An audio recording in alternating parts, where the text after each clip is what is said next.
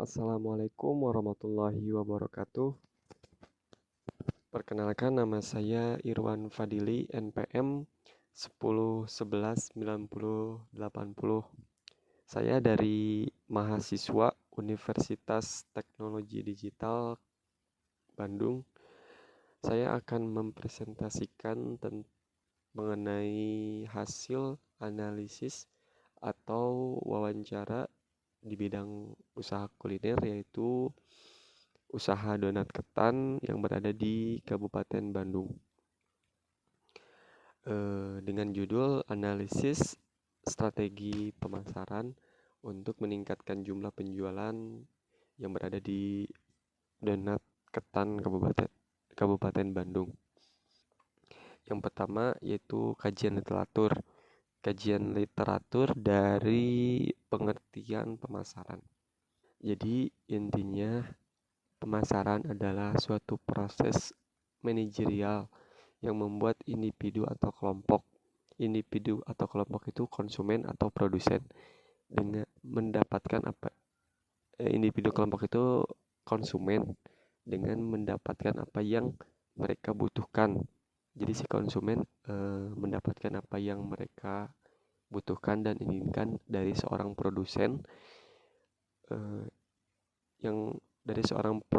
yang menciptakan, menawarkan, dan mempertukarkan produk yang bernilai kepada pihak konsumen itu sendiri atau jasa mulai dari produsen sampai konsumen. Jadi intinya seperti itu. Selanjutnya yaitu bauran pemasaran. Menurut Kotler dan Armstrong pada tahun 2019 halaman 62 menyatakan bahwa bauran pemasaran adalah serangkaian alat pemasaran atau marketing mix yang digunakan oleh perusahaan untuk mencapai tujuan perusahaan dalam pasar sasaran. Itu serangkaian alat pemasaran atau strategi yang digunakan oleh perusahaan untuk mencapai sasaran perusahaan itu sendiri. Di dalam bauran pemasaran yang pertama yaitu ada produk. Produk menurut Sofyan Asyawri pada halaman 199 menyatakan bahwa produk adalah segala sesuatu yang dapat ditawarkan kepada pasar untuk mendapatkan perhatian, dimiliki, digunakan atau dikonsumsi, yang meliputi barang secara fisik, jasa kepribadian, tempat atau organisasi, dan gagasan atau buah pikir. Tentunya produk itu berbentuk fisik yang dapat dimiliki oleh konsumen atau yang dapat diinginkan oleh konsumen, yang dapat dikonsumsi oleh konsumen. Tentunya produk ini harus bisa menarik ya, agar si konsumen ini bisa meraup banyak konsumen, agar bisa perhatian konsumen itu lebih luas. Jadi suatu produk itu harus bisa bernilai dan juga bisa menarik konsumen. Yang selanjutnya mengenai harga. Dari bauran pemasaran yaitu ada harga. Penetapan harga adalah masalah yang kritis dan peka bagi perusahaan dan pelanggan. Penetapan harga adalah masalah yang kritis dan peka bagi perusahaan dan pelanggannya. Penetapan harga tertinggi akan membuat pelanggan mengasosiasikan barang mahal dengan kualitas yang lebih baik. Tentunya dalam penetapan harga suatu produk ini masalah yang kritis ya, tergantung dari target perusahaan itu sendiri, apakah suatu perusahaan akan mencangkup middle up atau middle down. Itu harga dari produk itu harus bisa disesuaikan, karena harga juga bisa eh, bisa menjadi apa sih? Menjadi pilihan kepada konsumen, bisa menjadi pilihan kepada konsumen dalam membeli produk yang kita jual gitu. Selanjutnya yaitu tujuan penetapan harga. Dari tujuan penetapan harga menurut Husni Muharram Ritonga dan kawan-kawan, yaitu enam ada enam. Yang pertama, memaksimalkan laba. Tentunya dari tujuan penetapan harga ini yaitu memaksimalkan laba. Memaksimalkan laba itu dengan margin ya. Margin semakin besar, tentu laba yang perusahaan dapatkan itu akan lebih besar. Tergantung dari margin itu sendiri. Yang selanjutnya, meraih pangsa pasar. Semakin murah harga produk, tentu pasar juga akan luas ya, akan luas yang kita dapatkan. Jadi, selanjutnya itu pengembalian modal usaha. Eh, Pengembalian modal usaha ini tentu benar ya, dari harga itu kan ada keuntungan yang didapatkan oleh perusahaan atau pengusaha dari hasil harga itu, laba itu akan mengembalikan modal usaha itu sendiri. Yang selanjutnya itu mempertahankan dan memperbaiki pangsa pasar. Ini berkaitan dengan meraih pangsa sasaran, yaitu mempertahankan dan memperbaiki pangsa sasaran. Semakin mahal harga kompetitor dibanding kita, tentu produk kita semakin diinginkan oleh konsumen. Jadi di dalam perhitungan harga itu harus melihat kompetitor ya, agar bisa mempertahankan dan memperbaiki pangsa pasar sendiri. Yaitu selanjutnya itu tujuan stabilisasi harga. Berkaitan dengan hal tadi, yaitu stabilisasi harga dengan kompetitor. Itu kita harus berupaya lebih murah sedikit, minimal gitu, minimal 50 perak dari kompetitor agar bisa meraup konsumen pasar sasaran itu sendiri. Itu menjaga kelangsungan hidup perusahaan. Tentu harga itu menjaga kelangsungan perusahaan dalam usaha, itu dalam memaksimalkan laba ya. Kalau labanya sedikit yang diraup oleh harga dan tidak bisa menutupi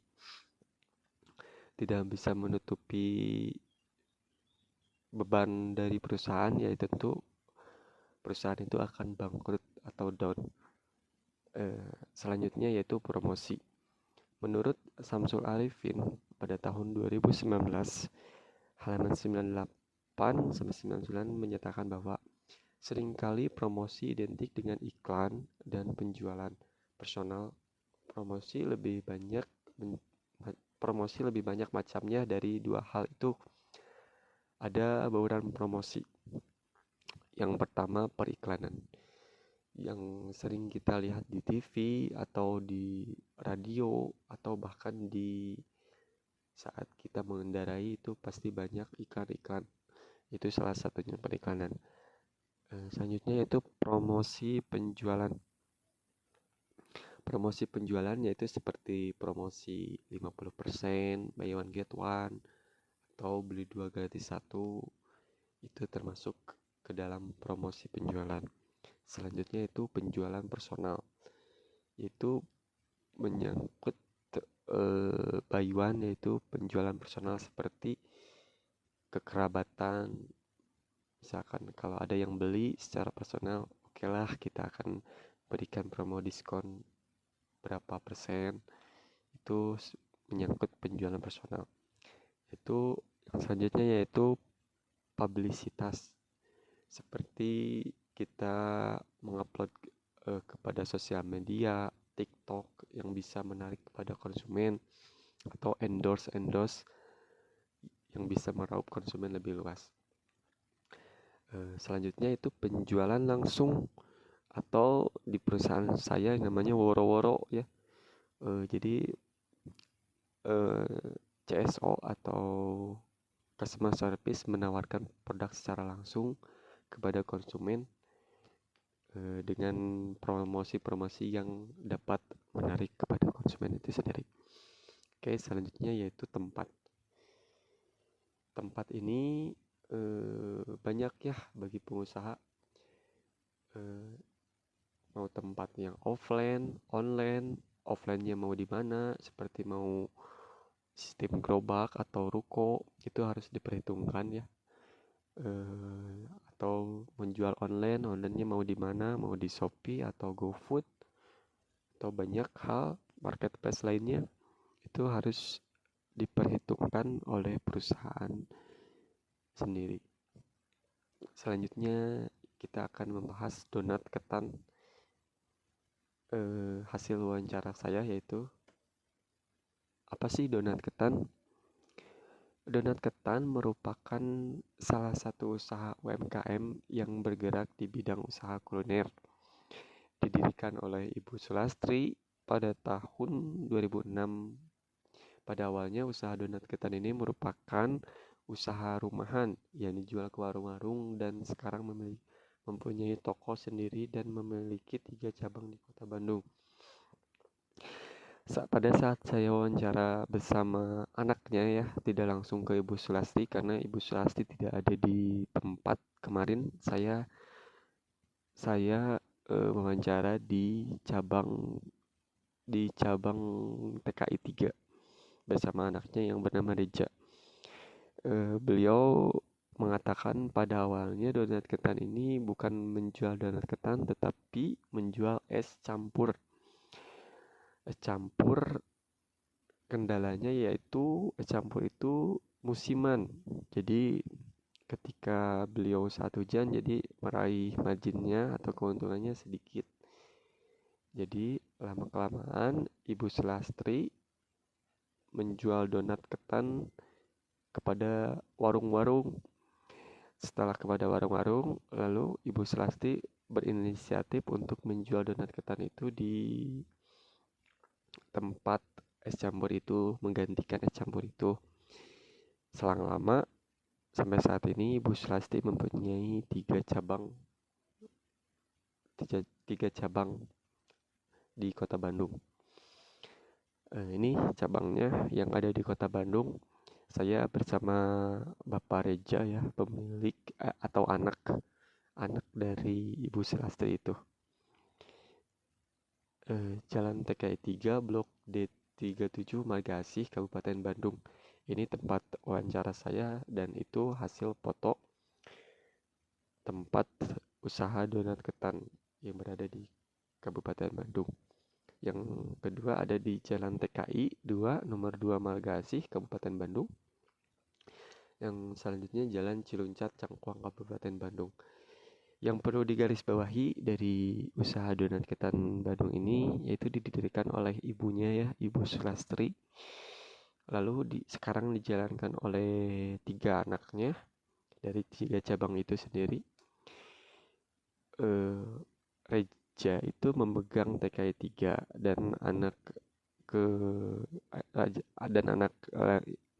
dan anak-anaknya yang lain memegang cabang-cabang masing-masing. Tetapi marginnya itu dipisah, kecuali cabang TKI 3 dan Jalan Ciluncat itu masuk ke omset Ibu Sulastri, kecuali TKI 2 ya, itu dipegang oleh anaknya sendiri. Jadi pure itu misah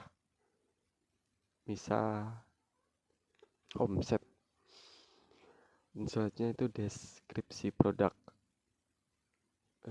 Donat ketan ini merupakan donat yang terbuat dari ketan, memiliki banyak varian rasa ya. Ada banyak rasa, ketan hitam, kacang hijau, coklat, blueberry, strawberry ya, banyak rasanya. Harganya juga terjangkau ya, 3.500 per pieces dan sampai 4.500 per pieces. Bisa dijual satuan. Untuk packagingnya sendiri yaitu per box ada 2 box ya. Ada box satu agak kecil yaitu sekitar masuk 10 piecesan. Kalau ada yang beli 10 pieces itu tentunya boxnya akan lebih beda, dan saya tidak dapat mengambil sampel box itu. Jadi sebagai gambaran yaitu boxnya ada dua item. Ini struktur usaha dari donat ketan. Yang pertama ada pemilik, staff-staffnya itu anak-anaknya, dan mempunyai 6 karyawan. Di masing-masing cabang memiliki 2 karyawan.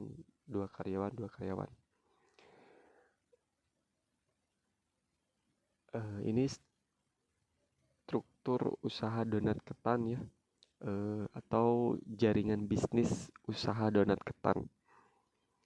Donat ketan dalam produksinya itu bekerja sama bersama Sri Boga. Itu penghasil terigu. Seringkali Reja juga menuturkan seringkali Sri Boga ini mengadakan seminar-seminar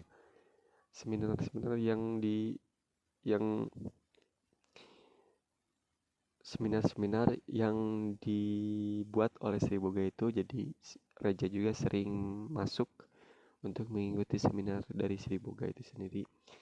Yang selanjutnya Jawa Telur, penghasil telur. Dalam pemasaran, donat ketan bekerja sama dengan Shopee Food dan GoFood. Teknik pemasaran dari donat ketan yaitu 2 ya, offline dan online. Kalau offline store dari 3 cabang itu sendiri, dan kalau online ada di Instagram yaitu donat ketan _ di GoFood ada donat ketan kuliner 37, dan donat ketan di TKI 2 yaitu punya anaknya. Shopee Food donat ketan Margasih dan donat ketan TKI 2. Di Facebook juga ada, dan ini nomor WhatsApp-nya bisa diantar ya lewat Gojek. Tentu biaya pengirimannya itu beda, ditanggung oleh konsumen. Dan selanjutnya omset penjualan. Omset penjualan per hari dari masing-masing cabang itu TKI 3 satu harinya mencapai meraup omset 3.900.000. Kalau 1 bulan mencapai 101.400.000 dalam 28 hari. Di TKI 2 420.000. Ini agak kecil ya, karena TKI 2 itu cabang baru di donat ketan. Dalam 1 bulan meraup untung 10.920.000 dalam 28 hari juga. Untuk di Ciluncat 1 hari 1 juta kurang lebih. 1 bulannya meraup untung 26 juta. Total dari keseluruhan cabang, omset 1 bulan itu mencapai 138 juta. Ini sangat menggiurkan sekali hanya menjual donat ketan dalam 28 hari. Selanjutnya yaitu kendala dan solusi dari usaha donat ketan. Dari Bapak Reja menuturkan bahwa kendala dari donat ketan itu yaitu umur produk yang cukup sedikit ya, sangat expirednya sangat sedikit, yaitu 1 hari. Jadi solusinya akurasi estimasi penjualan. Jadi eh, misalkan toko tutup jam 3, jadi produksinya itu di stop 1 jam sebelum agar agar produk itu bisa terjual habis dan meminimalisir kendala dari donat ketan itu sendiri. Selanjutnya kesimpulan dari donat ketan hasil wawancara. Pertama, donat ketan memiliki berbagai varian rasa, memiliki 3 cabang di Kota Bandung. Harga donat ketannya itu 3.500 sampai 4.500. Memiliki total 9 karyawan yang bekerja sama dengan Sri Boga Jawa Telur selaku supplier dari produksi donat ketan. Selanjutnya di bidang pemasaran bekerja sama dengan Shopee Food dan GoFood. Untuk total omset donat ketan per bulan yaitu sekitar 138.320.000 dari 3 cabang itu sendiri.